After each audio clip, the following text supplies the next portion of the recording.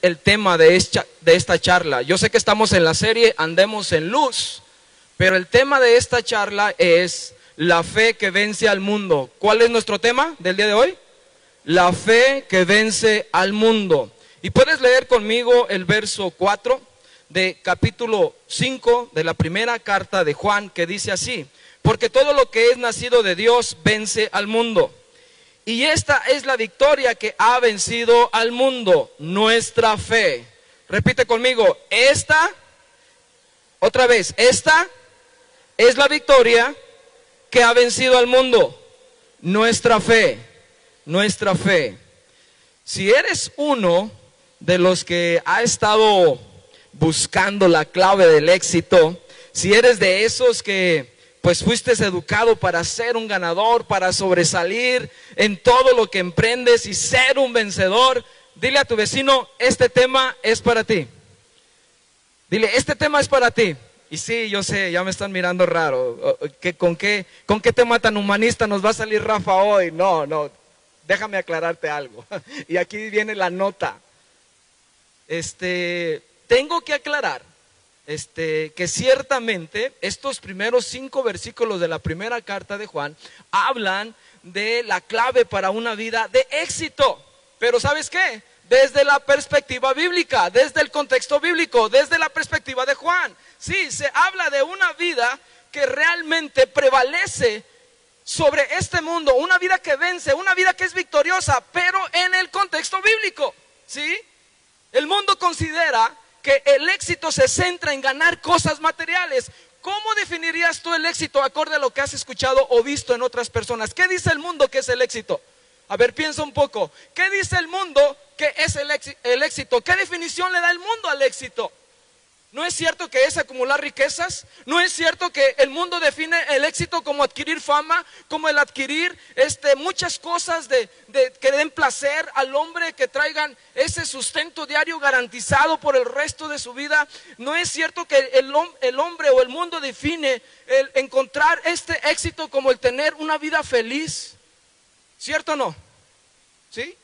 Hay muchas definiciones que podemos encontrar en el mundo que es el éxito.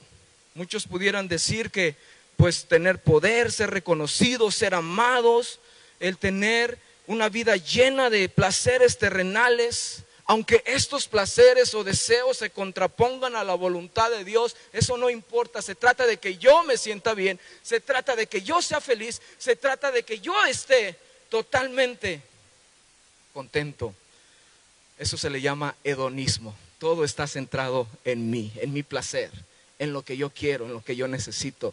Eso es a grandes rasgos como el mundo define el éxito. Pero más en cambio, desde la perspectiva bíblica, una vida victoriosa es aquella que alcanza algo de mucho más valor que los que se puede ver en este mundo. ¿Y sabes qué es eso? Que es mucho más precioso, mucho más valioso, la vida eterna. Que es mucho mejor que todas estas cosas que este mundo nos ofrece. Di conmigo la vida. Di conmigo la vida. La vida. Ahora, ¿sí? ¿De qué vida estás hablando? No es una vida biológica, porque todos aquí estamos respirando, ¿cierto? Demuestra que estamos vivos. No, cuando Juan dice que la vida del éxito consiste en el hecho de que tengamos vida, se refiere a una vida espiritual. Y tener la vida es sinónimo de estar en una comunión con el autor de la vida, es estar en Cristo. La vida de victoria solo se experimenta cuando Cristo está presente en nosotros. O sea, si tenemos la vida, estamos en comunión con Dios. Si estamos en comunión con Dios, Cristo está en medio de nosotros. Y ese es el premio. Esa es la vida de victoria. ¿Me estás siguiendo con esto? Entonces, el éxito, acorde a la palabra, es conocer a Dios, tener a Dios, vivir con Dios, depender de Dios, estar con Él, caminar con Él, confiar totalmente en Él. Juan 1:4 dice, Evangelio de Juan 1:4 dice: en Él estaba la vida y la vida era la luz de los hombres. Ahora, no estamos, repito, aclaro una vez más, no estamos hablando de una vida biológica. Tanto Juan 10:10 como este verso Juan 1:4, el término vida en su versión original en griego es la palabra zoe. La palabra zoe significa una vida real, una vida genuina, una vida activa y vigorosa, dedicada a Dios, bendecida. En la porción incluso en este mundo de aquellos que ponen su confianza en Cristo, en la porción incluso en este mundo de aquellos que ponen su confianza en Cristo, vida que dura para siempre.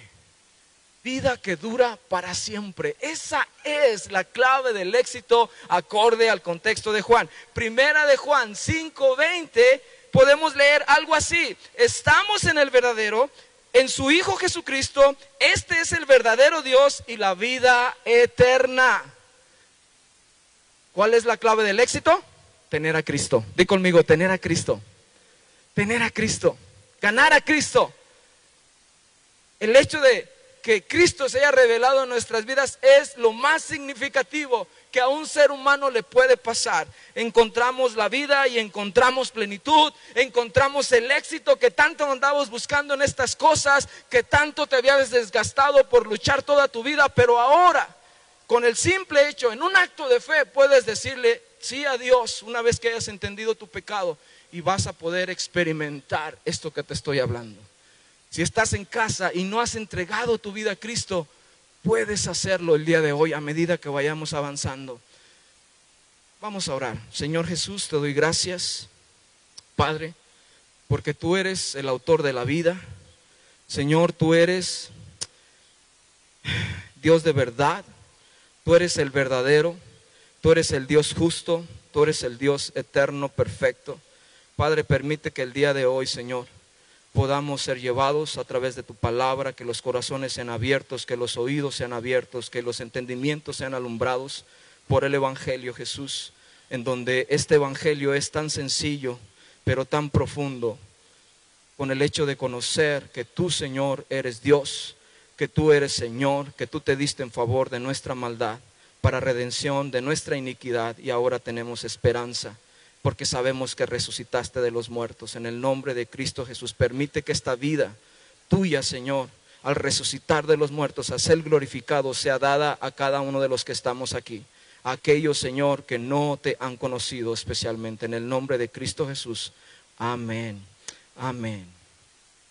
Bueno, pues quiero decirte también que esto es en la primera parte. Los primeros 5 versos nos hablan de la clave del éxito, y la segunda parte del capítulo 5 de la primera carta de Juan también os habla en los versículos 6 al 21. O sea, si estás llevando un bosquejo de esto, en el capítulo 5 tenemos 2 secciones. La primera parte nos habla de la clave del éxito, y en la segunda parte nos amplía esta verdad: Dios es vida. Dios es vida. ¿Dios es qué? Vida. Dios es vida. Y bueno, yo quiero darle un pequeño repaso. En los primeros capítulos de la carta estuvimos hablando de que Dios es luz, ¿cierto? Dios es luz. Y en medio de esta explicación de Juan acerca de andar en la luz y no andar en tinieblas, él explicaba que las evidencias de andar en luz, de ser hijo de Dios, de tener comunión con Dios, es que no practicamos el pecado como forma de vida. ¿Te recuerdas? Sí, andar en luz es guardar sus mandamientos, es amar a los demás, pero también es no tener una vida constante al pecado, una vida apegada o a la práctica, a la esclavitud del pecado como era antes. ¿Significa que no pecamos? No, no significa eso, porque ahí mismo en el capítulo 1 dice que cuando nosotros cometemos pecado, dice que Dios es fiel y justo. ¿Para qué? Para perdonar nuestros pecados. Entonces, cuando hay pecado, cuando por ahí nos dejamos seducir por el pecado y hay una debilidad en nosotros, lo primero que tenemos que hacer es ir a confesar y pedir perdón al Señor, porque Él es fiel y justo para perdonar nuestros pecados. También vimos en la segunda parte de la carta que Dios es amor, ¿sí? Y algo que realmente sigo masticando es que la madurez del creyente no se mide en cuanto a cuánta Biblia sabes, sino ¿de qué forma? En cuanto amo. Dile a tu vecino, ¿cuánto amas? ¿Cuánto amas? Ahí está la madurez del creyente, ahí está el efecto real y verdadero de que hemos nacido de Dios. Y por último, en esta tercera sección, en este último capítulo, vamos a ver, Dios es vida. ¿Dios es qué? Dios es vida. Bueno, pues esto es a grandes rasgos lo que vamos a estar viendo. Vamos a leer los primeros versos, dice así. Verso 1 del capítulo 5. Todo aquel que cree que Jesús es el Cristo, es nacido de Dios, y todo aquel que ama al que engendró, ama también al que ha sido engendrado por él. En esto conocemos que amamos a los hijos de Dios cuando amamos a Dios y guardamos sus mandamientos, pues este es el amor a Dios, que guardemos sus mandamientos, y sus mandamientos no son gravosos, porque todo lo que es nacido de Dios vence al mundo. Y esta es la victoria que ha vencido al mundo, nuestra fe. Verso 5. ¿Quién es el que vence al mundo sino el que cree que Jesús es el Hijo de Dios? Antes de poder entrar a tres elementos, antes de poder explicarte estos tres elementos fundamentales para tener una vida de éxito, una vida victoriosa, una vida que prevalece sobre este mundo, tengo que explicarte esto. Número 1, tengo que explicarte que cuando Juan habla de esta victoria, se enfoca y enfatiza que esta victoria es ¿sobre qué cosa? Sobre este mundo. ¿A qué se refiere Juan cuando utiliza la frase de que nuestra fe vence al mundo? ¿A qué se refiere con el mundo? ¿Se refiere a las personas? ¿A qué se refiere? ¿A que yo debo de estar en una constante pelea y lucha con mis familiares, con las personas que me rodean? No, para nada. Esta palabra cosmos, mundo, se refiere muchas veces sí al mundo natural, se refiere a las personas, pero en este contexto se refiere más a un mundo separado de Dios. O sea, está en una nota negativa, en un tono negativo. Se refiere a un mundo separado de Dios en oposición a Él. En otras palabras, cuando Juan utiliza que nuestra victoria vence este mundo se refiere a toda la cultura, toda la filosofía, toda esa gama de placeres y deseos que nos cautivan y que nos separan de Dios. ¿Me está siguiendo con esto? Cuando Juan dice que nuestra fe vence este mundo, es que Dios nos ha capacitado para poder vencer sobre todo argumento, sobre toda corriente, sobre toda enseñanza, sobre todas aquellas cosas que están alrededor nuestro. Y que sí, muchas veces es difícil de soltar porque fuimos creados así, fuimos formados de esa manera. Siempre hicimos las cosas de la misma forma, siempre arreglamos nuestros problemas con gritos, siempre arreglamos nuestros problemas con ira. Pero ahora en Cristo Jesús podemos vencer esas formas, esos métodos, esas maneras de querer vivir nuestra vida.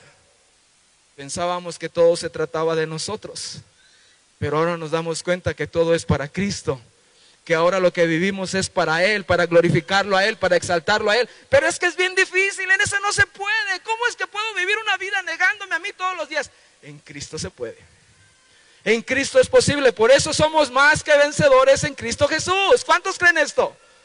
Yo creo eso, porque tú y yo somos testigos de esta transformación diaria y constante. Dice Efesios 6:12.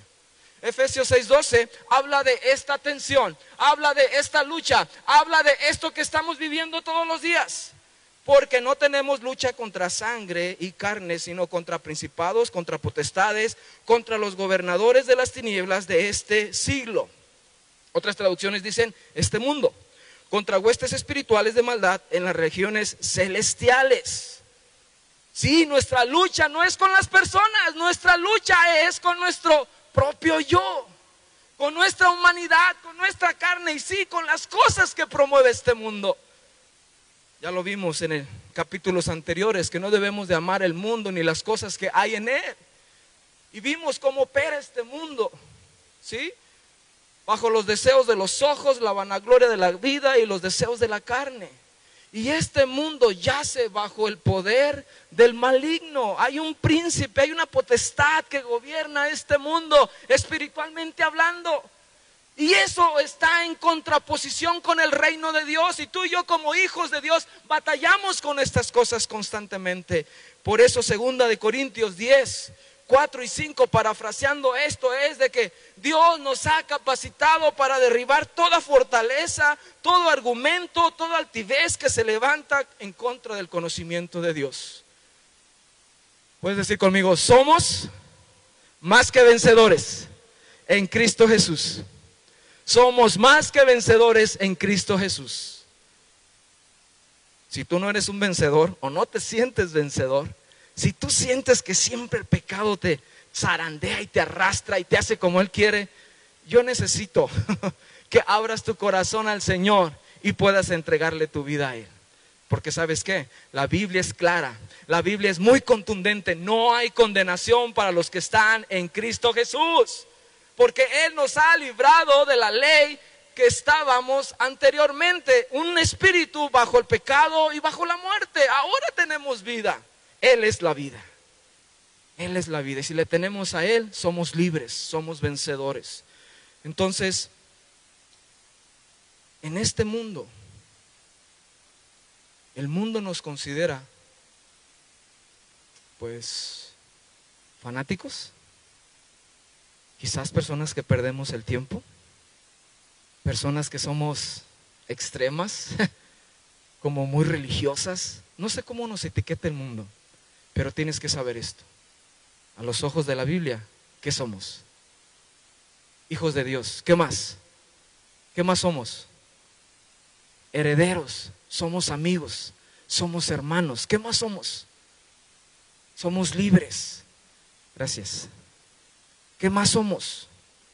Dice, ¿perdón? Así es.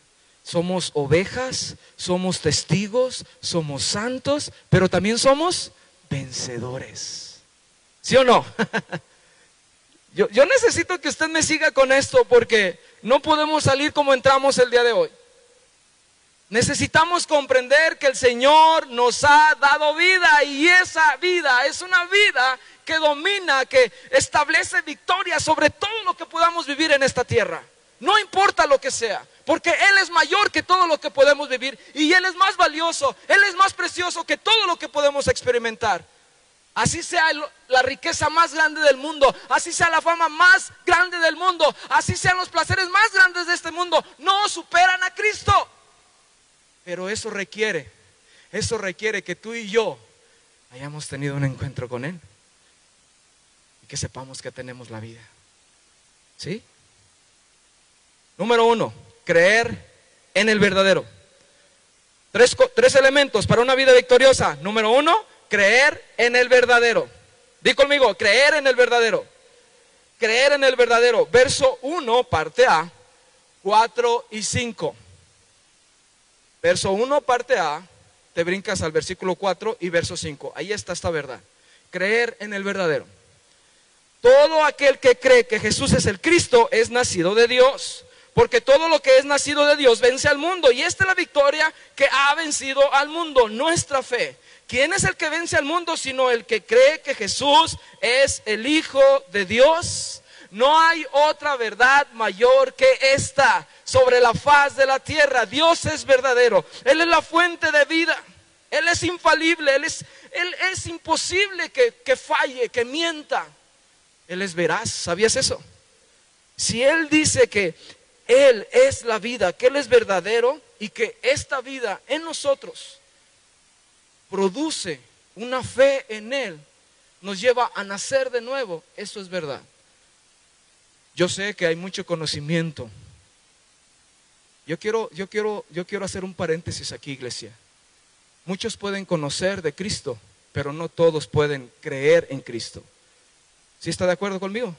Muchos pueden conocer de Jesús, pero no todos pueden creer en Jesús. No todos pueden creer en Él. Para ser victorioso, para ser vencedor, necesitas una fe del cielo y no una fe del infierno.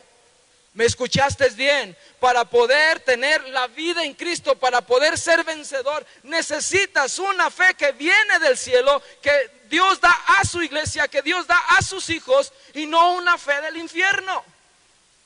¿Por qué del infierno? Ay, ¿de dónde sacaste esa frase? De aquí de la Biblia. Santiago, capítulo 2, verso 19. Tú crees que Dios es uno, bien haces, ¿cierto? Así dice Santiago. Tú crees que Dios es uno, bien haces, qué bueno. Pero te aclaro algo, dice Santiago, hablando de la fe verdadera, hablando de lo que es caminar por fe, vivir una vida que glorifica a Dios a través de cada acto que nosotros hacemos, una fe con obras, para que me entiendas. Dice Santiago, ¿crees en Dios? Qué bueno, eso es agradable, bien haces. Pero escucha lo que dice enseguida. También los demonios creen, ¿y qué? Y tiemblan. Ahora, por eso es esta frase, que tenemos que tener una fe del cielo y no una fe que nos lleva a creer, a ser conscientes de Dios, pero que viene del infierno. ¿Por qué? Porque un demonio cree, claro. Tengo que aclarar, cree un demonio no significa que tenga posibilidad de salvación, no, tiene conocimiento, conoce que Dios es real, conoce que Jesús es el Hijo de Dios, conoce que en Él hay salvación, conoce que Dios es verdadero y que Dios es poderoso y que les va a llamar a cuentas y que hay una condenación eterna esperándoles. Claro que un demonio sabe eso, pero eso no es suficiente, y a mí me preocupa esta parte. Un demonio cree, ¿y qué pasa con él? ¿Qué sucede? Empieza a temblar. Imagínate la verdad que le atraviesa de que Dios es verdadero, que Él es realmente real. Perdón por la redundancia. Pero un demonio sabe eso, y lo único que puede hacer y responder ante esta verdad es que tiembla. Me preocupa esta verdad. Me preocupa esta verdad, iglesia. Que un demonio sea más sensible que nosotros. Porque ¿cuántos de nosotros podemos escuchar el evangelio? Estar escuchando la salvación, estar escuchando que en Él hay vida, que en Él hay perdón de pecados, y somos inmutables a eso. No nos mueve nada.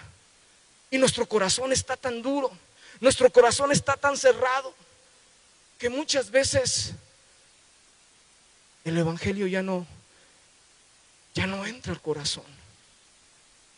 Un demonio cree, o sea, sabe que Dios existe y tiembla. Y nosotros no temblamos. Nosotros nos mantenemos duros, rígidos, pensando que la vida que yo tengo es mejor, pensando que mi voluntad es mejor que la de Dios. Por eso dice la palabra aquí en el libro de Juan, capítulo 3, que esa es la condenación, que la luz vino al mundo, pero que los hombres amaron más las tinieblas que la luz. Y hay una autocondenación.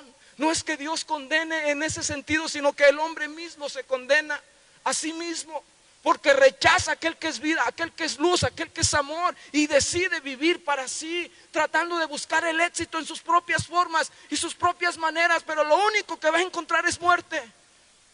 Oh, pero la vida que prevalece es aquella que está en Jesús.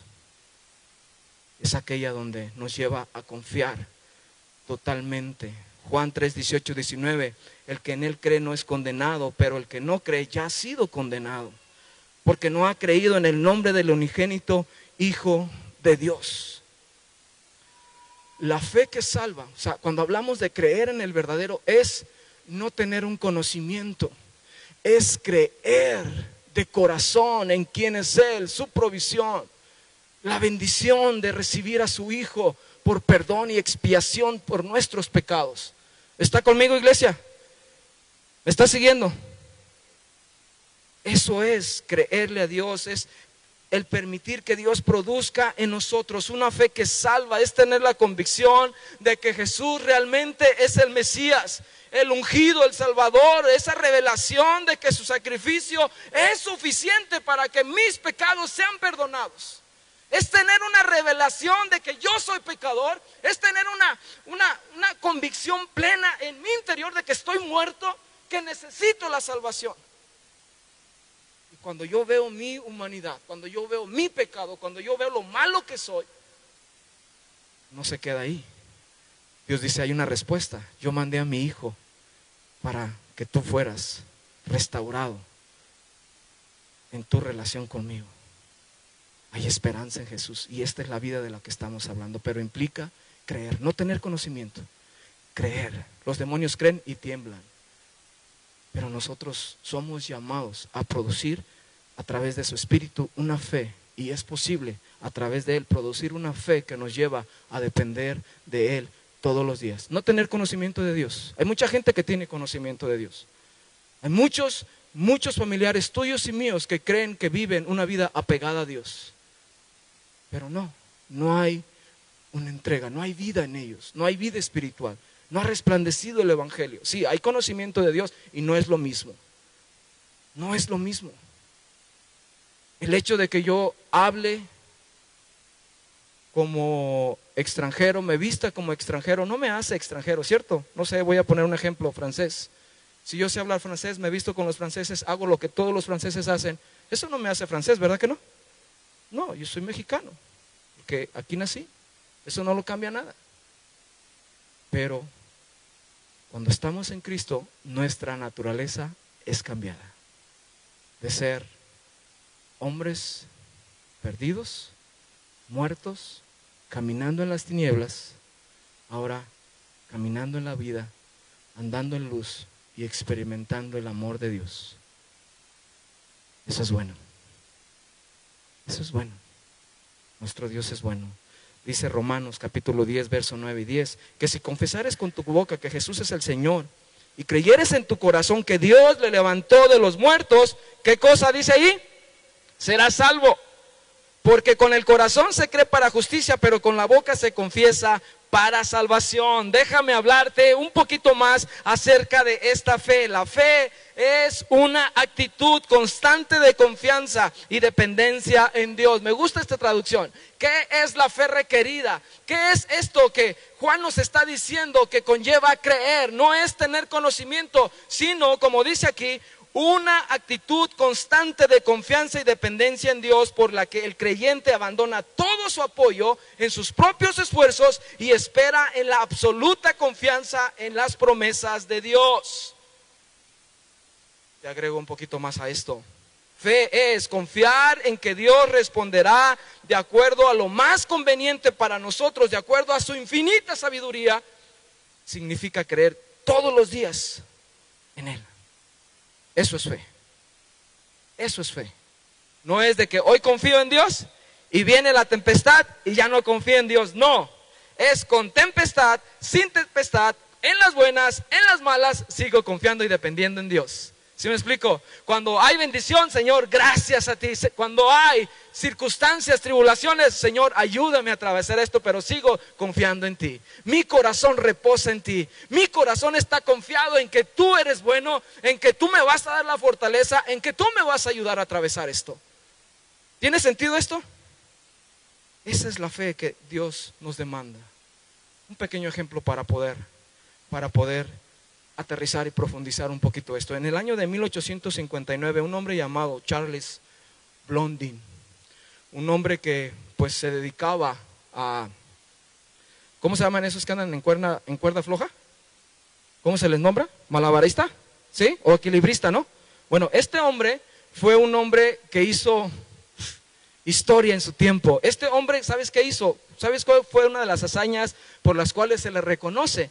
Es que él cruzó las cataratas del Niágara, un recorrido, puso un cable en las cataratas del Niágara, un recorrido de 340 metros a una altura de 50 metros y cruzó las cataratas, no una vez, no dos veces, tres veces, no, varias veces, pero cada vez que cruzaba las cataratas añadía algo más complicado. Pasó las cataratas con zancos, sí, con zancos. Imagínate, yo no sé caminar así, o imagínate con zancos en tierra firme, ahora en una cuerda floja. Este hombre lo hizo. Caminó con bolsas, con los ojos vendados, cruzó las cataratas muchísimas veces, pero un día llevó el reto a un nivel mayor. Y le dijo a la audiencia, porque siempre se juntaban miles de personas para poder presenciar este acto tan magistral en esos tiempos. Y se acerca a la audiencia y les pregunta, ¿quién de ustedes creen que puedo pasar esta cuerda o esta travesía, o puedo atravesar las cataratas con alguien en mis espaldas. Y todos diciendo, sí, yo creo que puedes, sí, sabemos que lo sabes hacer muy bien, eres un experto. Y todos decían, sí, hazlo, hazlo. Y todos, al momento que él hizo esta pregunta, guardaron silencio. ¿Quién de ustedes se ofrece a hacerlo? Y todos, o sea, una cosa es querer verlo, una cosa es creerlo, y otra cosa es exponer mi vida a ello, ¿cierto? Y todos guardaron silencio. Pero hubo alguien que dijo, yo lo voy a hacer. Era un amigo de Carlos, era su gerente, de hecho, su jefe. Y me dijo, yo te confío en mi vida. Y antes de que pudieran atravesar, subirse y atravesar toda esa travesía en esa cuerda floja, le dijo, ¿sabes qué? Necesitas saber algo. Necesitas confiar en mí. Vas a sentir que nos vamos a caer. El viento te va a soplar y tú vas a tener reacciones, pero no te muevas, confía en mí. Si tú confías en mí, vamos a poder llegar al otro lado, pero si no confías en mí, los dos caeremos. ¿Y qué crees? Cruzaron.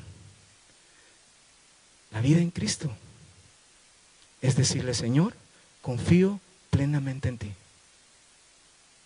Tú muchas veces vas a creer que tu vida está en riesgo, sí, pero tu vida en las manos de Cristo está mucho mejor que en tus propias manos.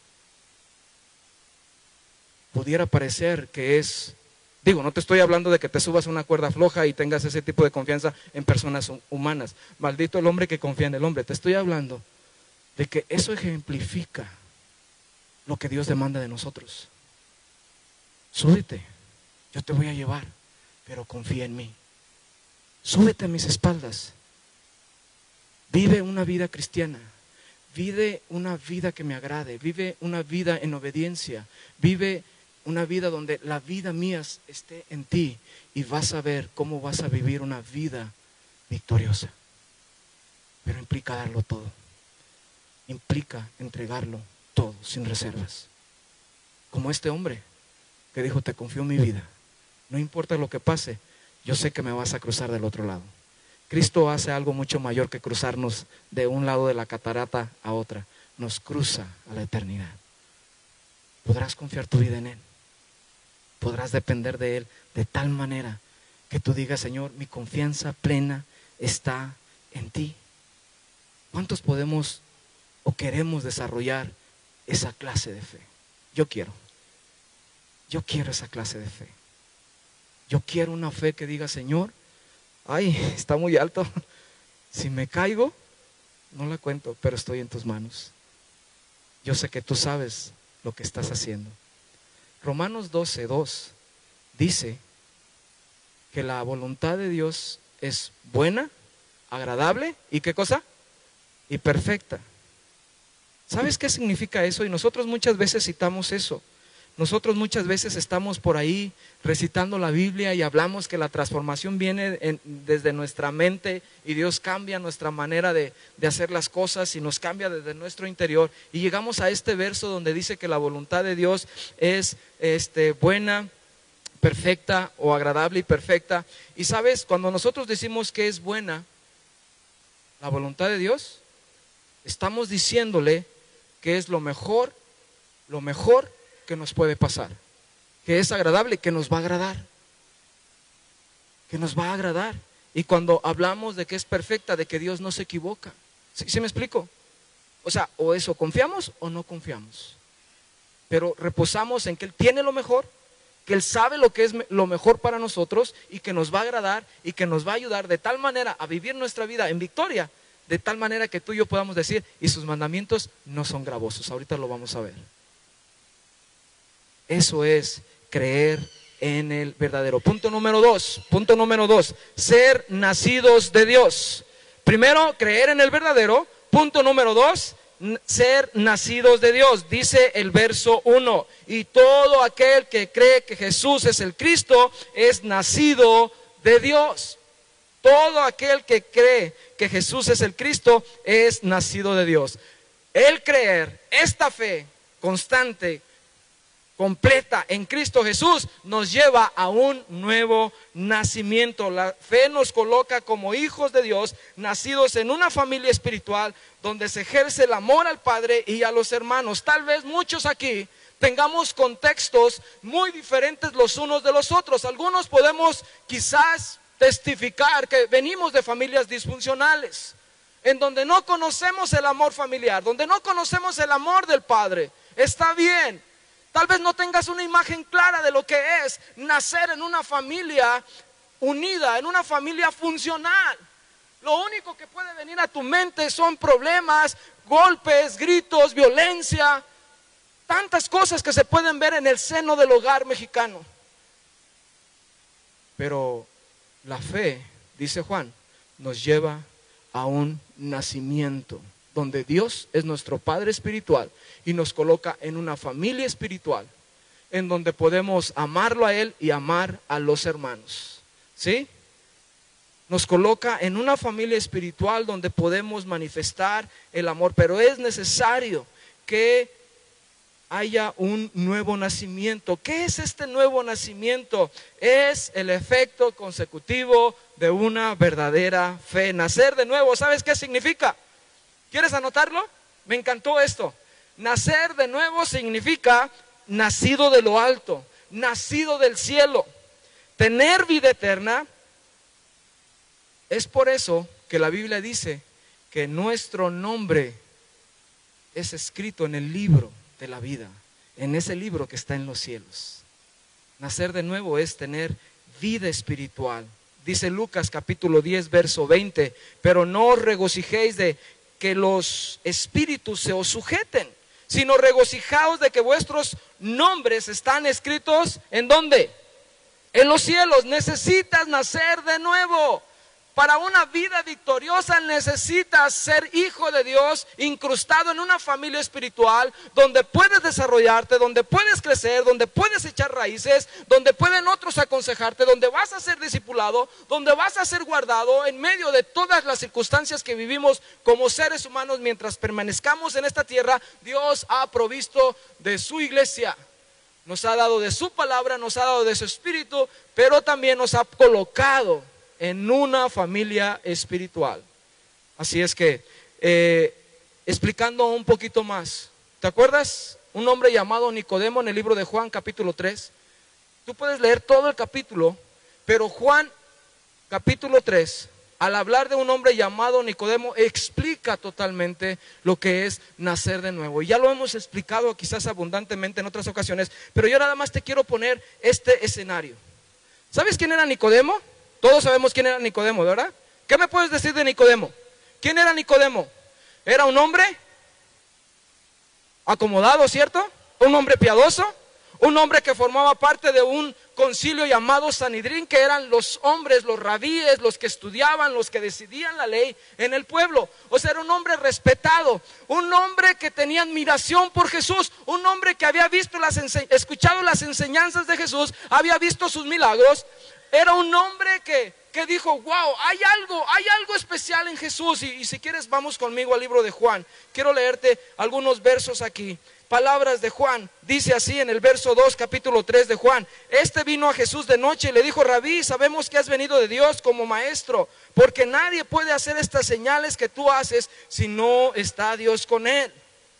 Escucha, llega Nicodemo con Jesús, un hombre admirable por toda la comunidad judía, un hombre que aparentemente tenía todas las credenciales para poder decirle a todas sus amistades, yo soy un hombre piadoso, yo soy un hombre que tiene salvación, yo soy un hombre que vive conforme a los principios de Dios. Pero había algo en Nicodemo.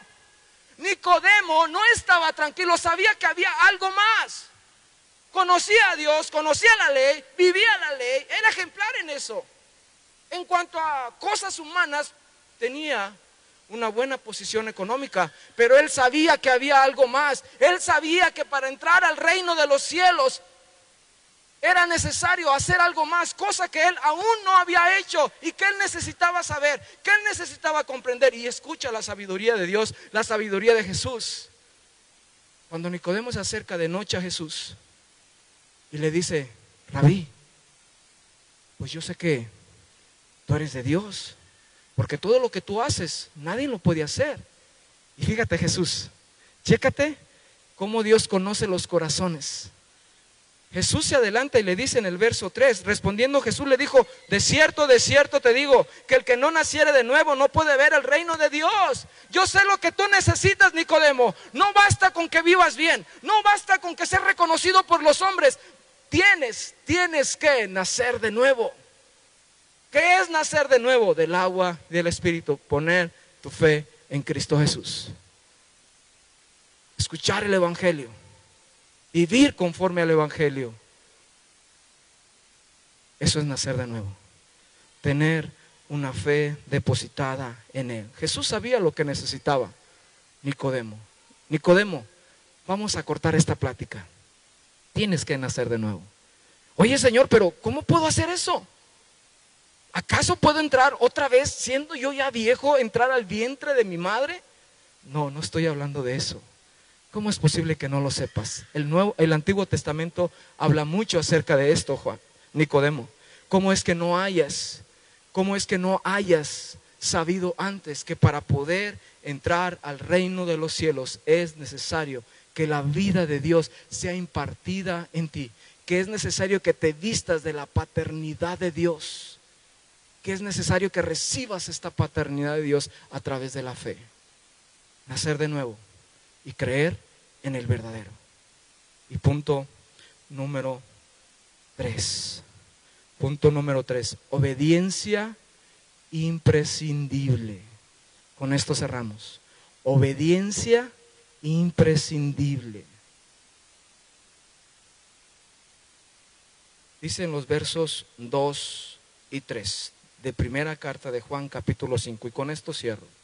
Creer en el verdadero. ¿Cuál fue el punto número 2?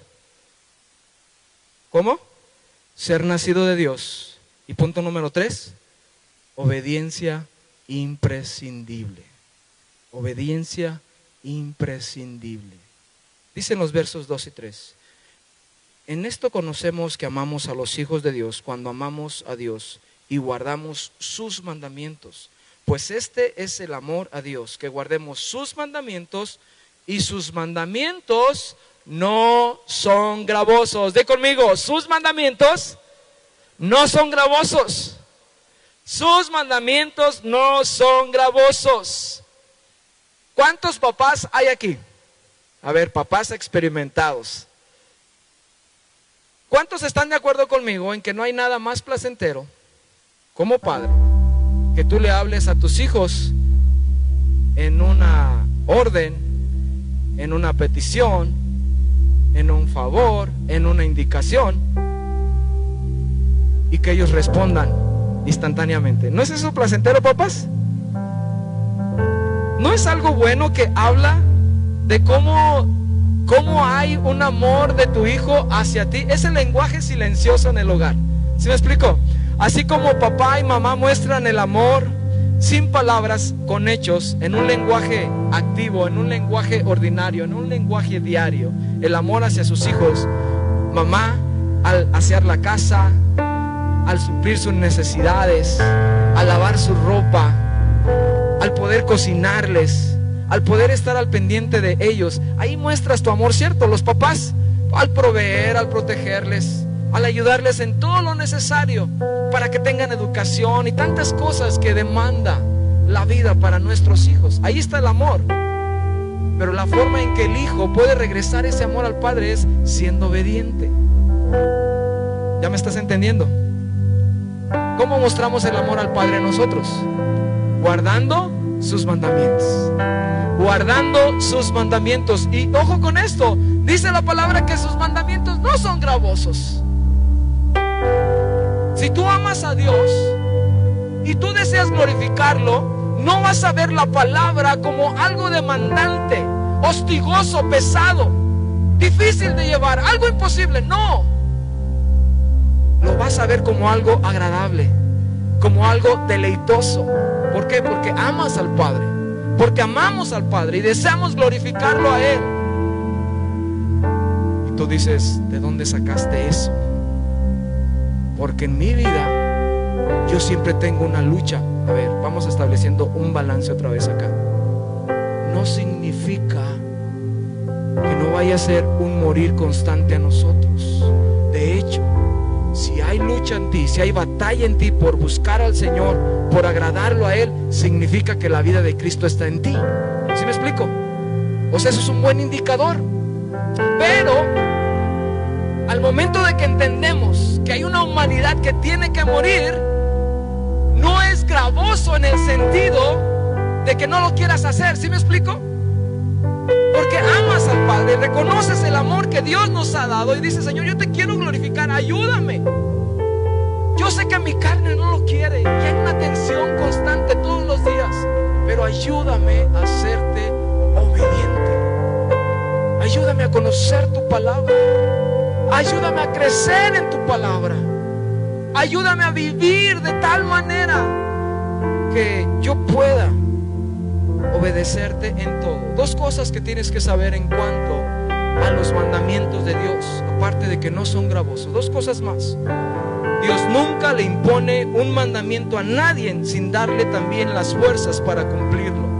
Nos capacita para cumplir. Dios nunca te va a someter a algo sin que antes provea la salida. Esto nos lleva a una realidad. Dios no nos suelta nunca. Dios está con nosotros. Dios nos guía. Dios tiene el control de todas circunstancias. Si tú te has sentido solo, ¿sabes qué? Eso no es verdad. Te has sentido desconectado del cielo. No pienses en el hecho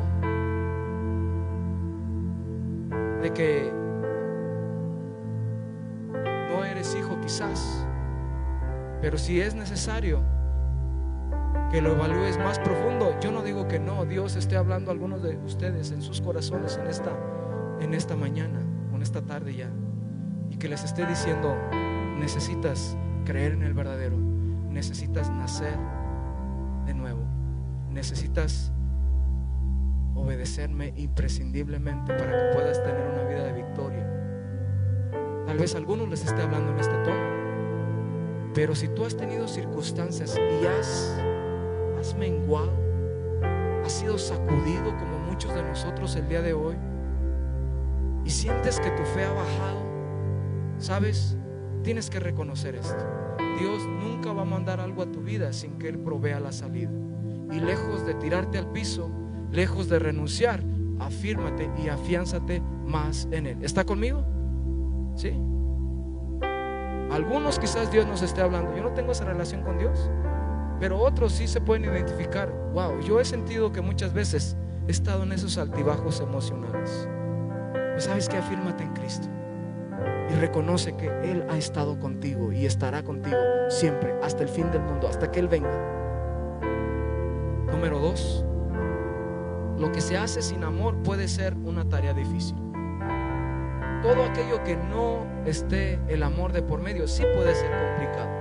Si yo no amo a mi hermano carnal, si yo no amo a mis padres carnales, a pesar de sus fallas, a pesar de sus ofensas, a pesar de cómo son ellos, si yo no los amo, se me va a hacer una tarea difícil soportarlos en el día a día.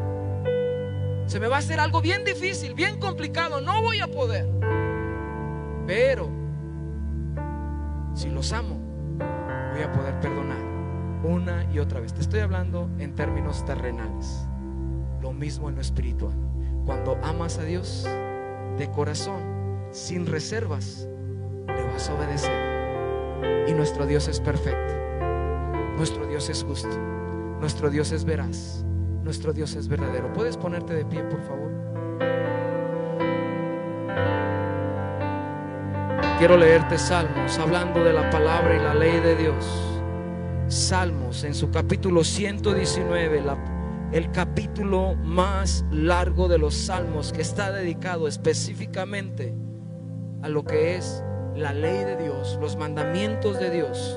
Dice Salmos 119, versos 14 en adelante: me he gozado en el camino de tus testimonios, más que toda riqueza. En tus mandamientos meditaré, consideraré tus caminos, me regocijaré en tus estatutos, no me olvidaré de tus palabras. Haz bien a tu siervo que viva y guarde la palabra. Abre mis ojos y miraré las maravillas de tu ley. Cuando amas a Dios, ve sus mandamientos como maravillas. Ve sus mandamientos como algo dulce, como algo agradable. Dice Lucas 6:46: ¿por qué me llaman Señor, Señor, si no hacen lo que yo les digo? Si Dios es nuestro Padre y es nuestro Dios, es el dueño de todo, tenemos que obedecerle. Dile a tu vecino: tienes que obedecerle. Y si te animas a decirle: ella no sea rebelde, por favor, ya no sea rebelde con el Señor. Él nos ha llamado a obedecerle. Padre, aquí estamos delante de ti, Señor, reconociendo que perder nuestra vida en cuanto a las cosas terrenales en esta tierra es ganarlo todo en la eternidad. Señor, reconocemos en esta mañana, Señor, que el hecho de vivir para ti, de glorificarte a ti, Señor, es lo más significativo, es lo más glorioso, es lo más verdadero, es lo más puro, lo más genuino que podemos experimentar en esta tierra. Padre, cambia esa mentalidad nuestra, en donde podamos ver una vida de éxito, una vida de vencedores, reposados en ti y no en lo que este mundo nos ofrece. Padre, que podamos reconocer que no todo lo que brilla en esta tierra es oro ni tiene valor, porque Padre, tu palabra es clara y es verdadera al mencionarnos que todas las cosas terrenales perecerán y no serán para siempre, no pasarán a la eternidad. Y todo esto es vano, todo esto es temporal, todo esto es pasajero. Señor, ayúdanos a entender esto y que podamos confiar en ti, que podamos creer en ti, que podamos, Señor, experimentar ese nuevo nacimiento y poder caminar en obediencia hasta que tú vengas. Si hay alguien aquí, alguien que está escuchando a través de este monitor, puedes decirle: Señor Jesús, yo creo en el verdadero, yo creo en el Padre, yo creo que tú eres el Mesías, yo creo que tú eres el ungido. Trae arrepentimiento, trae convicción de pecado. Necesito esa vida que tú has prometido y esa vida que está en ti. Me arrepiento de toda mi maldad, me arrepiento de todo mi pecado, me arrepiento, Señor, de todas mis fallas. Y reconozco que esa vida que se efectuó en ti a través de la resurrección es adjudicada a mi vida a través de la fe. Yo pongo mi fe y confianza en ti y le digo sí a esa vida espiritual, a esa vida que se manifestó en la resurrección de los muertos cuando tú te levantaste con poder y gloria.